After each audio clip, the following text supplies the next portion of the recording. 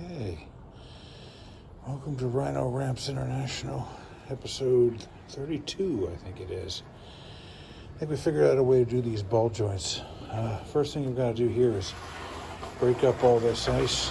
Fortunately, someone left us a board in here somewhere. I can't see it from here, but it's back there. Wicked nice guy came by here, threw a whole bunch of salt on it. Told me I should not just use the hammer. The board won't come loose. Herr Kruger's parked up too far. And if I use a hammer and a pry bar, it'll lift it right up, particularly after all this salt has action to work. Like I said, wicked nice guy. Yeah, I'm gonna take a break and let this salt go to work. Okay, I think I finally got a handle on this. We got these 4 bolts here. And then they hold these. Hang on. Yeah. Try the other side, John. Okay, we got these 4 bolts here. And then they hold these clips in place. And then these hold the caps. Weirdest setup I've ever seen. And once we get these bolts off, then this thing has to drop. Okay, and hopefully it'll pull right out of the transmission. And then we can, let's get to it. Okay, got these bolts off. Then these things slide out. Now make a note of how they go together. There's this flat on the outside, sort of rounded on the inside. And I gotta look at this, and it almost makes sense. Almost. These U-bolts hold it in, and this flange here holds the cap on. Bizarrest design I've ever seen, but of course these things are fighting me, and on camera.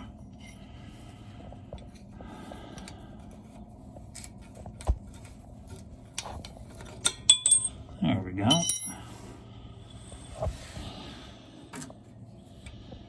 Now if the other one fights me like that, I'm in real trouble because there's no way to get anything back. And for no good, there we go.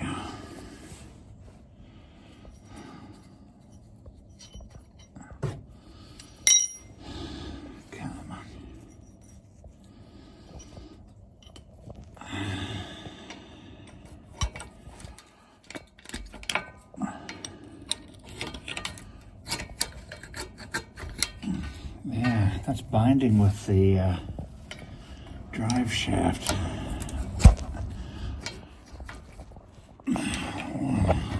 I'm gonna curse if I keep on camera. Hang on, guys. Okay, guys. That U-bolt, for lack of a better thing to call it, is binding with the drive shaft.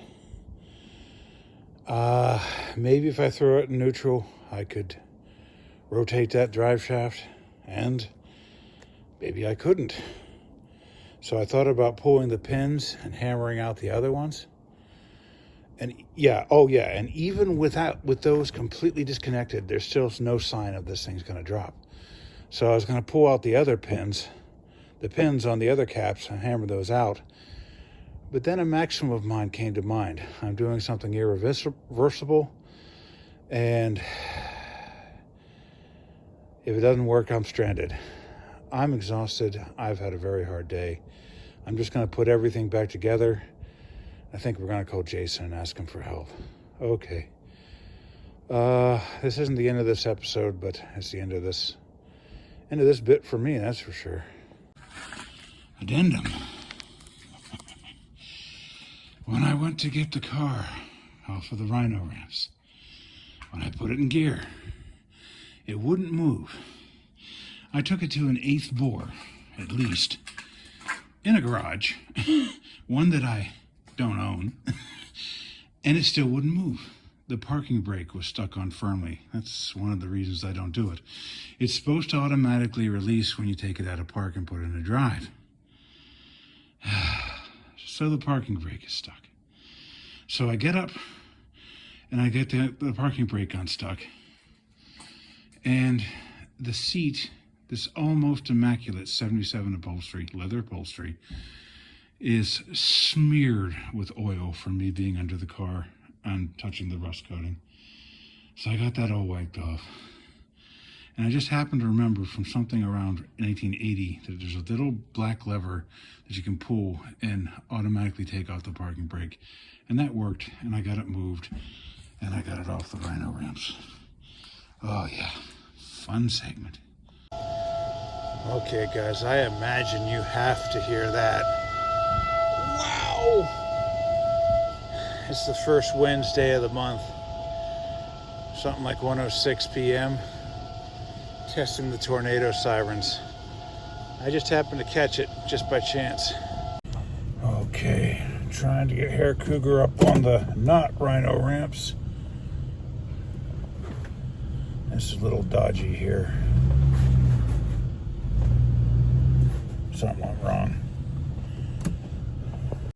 Okay, let's try that again.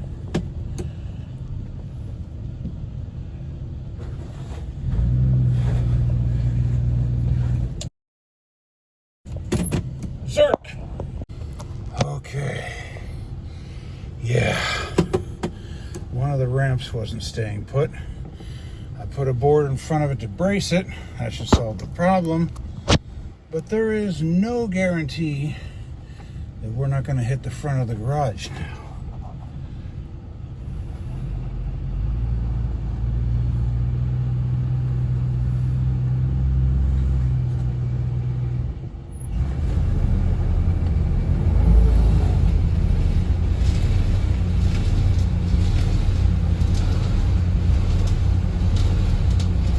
Gotta love Minnesota. Maybe I got it, maybe I didn't. Okay, it's still not up on those ramps. I'm gonna let her drip down and take a little bit of a running start at it. The reason the wheels are sliding is because even inside the garage, the floor is wet.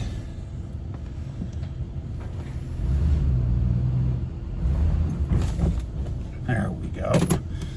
I think we're on now. Okay, it slipped over the edge of the board. So let's try that again.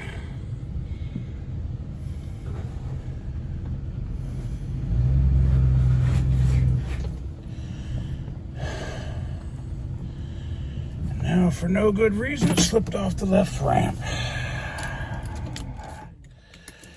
This work is cursed. This work is cursed. I got the board propped up with a couple of cans of something. Oh, the particularly astute of you may have noticed that the temperature gauge is no longer working properly. Just one more thing.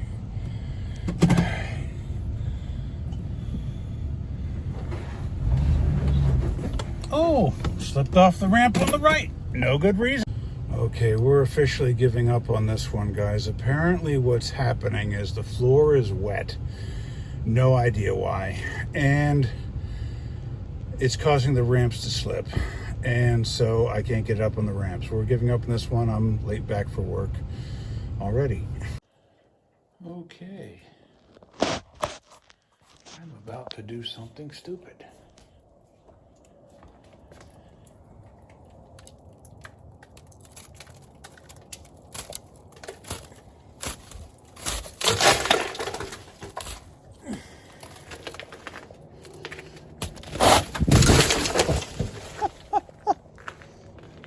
That was awesome.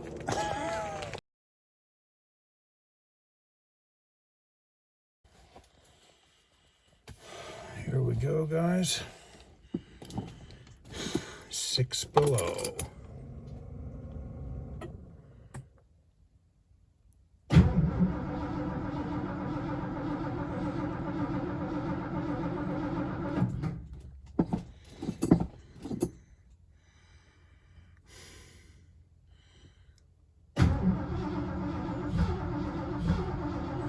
trying.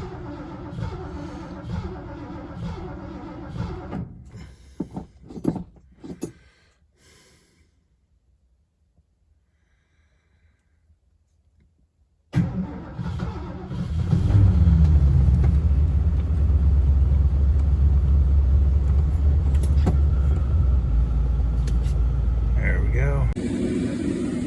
Okay, guys, we're under the new jack stands. We got the new jack working. That was an adventure. They don't tell you they don't come without hydraulic oil. And this is funny. We couldn't get the thing to tighten up and loosen up. The thing that moves the jack up and down. The reason why we had the handle went backwards. It took us a while to figure that out. If you need to loosen and tighten up a jack with the socket, it's 11/16. Okay, taking out the rear U-bolts, there should be no problem. I had them out recently. Okay, oh, yeah. Should be able to rotate the crank here once I put it in neutral. Rotate the drive shaft. Okay, if in neutral, the drive shaft does indeed turn. I came up here to the front to take the bolts off the U-bolts, only to discover all the fronts are held in by pins.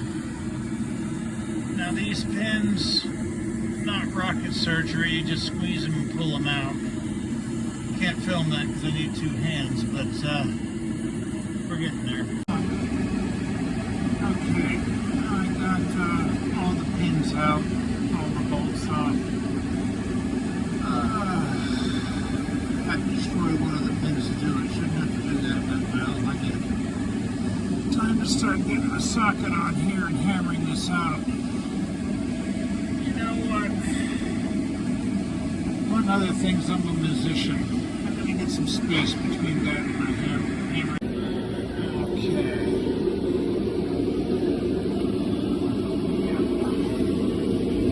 We're back with this. Now I don't expect that to work, but well, we'll give it a go.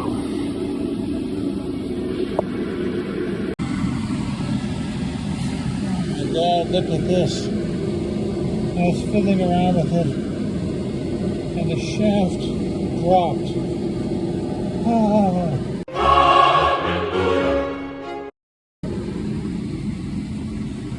No idea what happened or why, but I'll take it. Okay, guys, here's what happened. This is the rear one. The one inside the flange held in place, and the other the U-joint actually slid out. So that's the way to get it back together too. Now this front one is intact, so I can put it back with the front one intact. I don't want that on the... Okay, that's the way it came apart. That's the way to get it back together. Okay, this next bit is more caveman than anything else. You got your special tool here, 5/8" socket, and you slowly pound it till the other one comes out. It's supposed to go in one go, but these U-joints and bearings are in unimaginably poor condition. Yeah, got the front one out. I have, in all my puff, never seen a worse universal joint than these guys. They're scorched. The grooves are completely worn away. Do you see what I see? Or not seeing? No zerk. Zerk! No zerk! Planned obsolescence.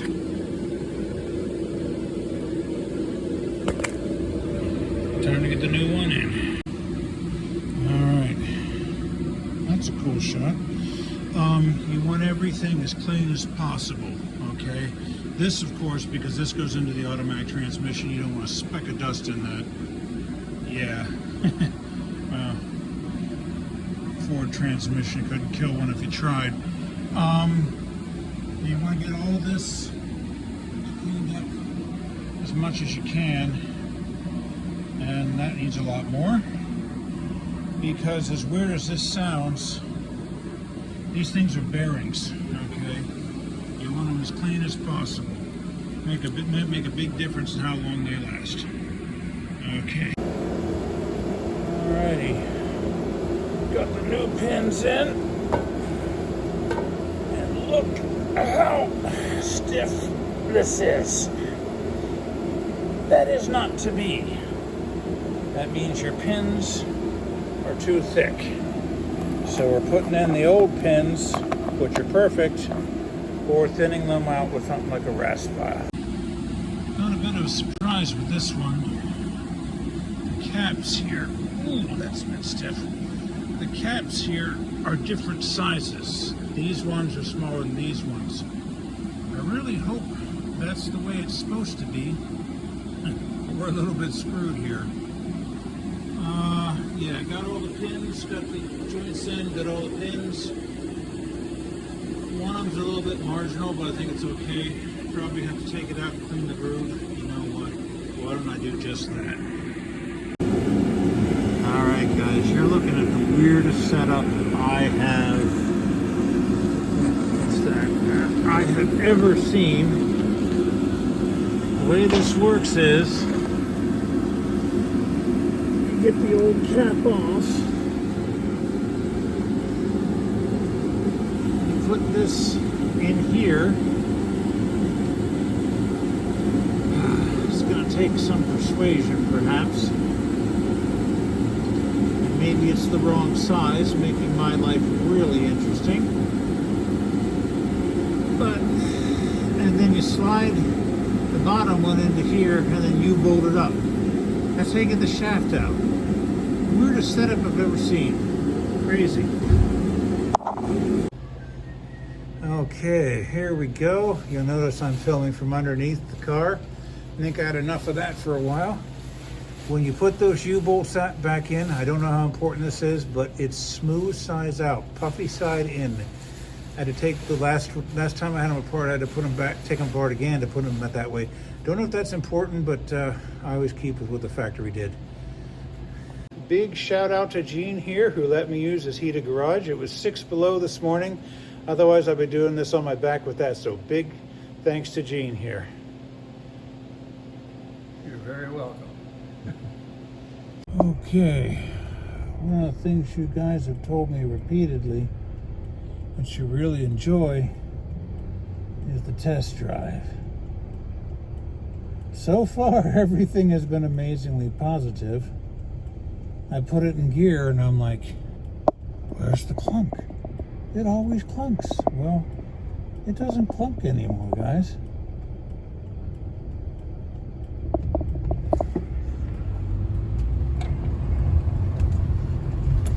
Ooh. Yeah, there's the Cleveland.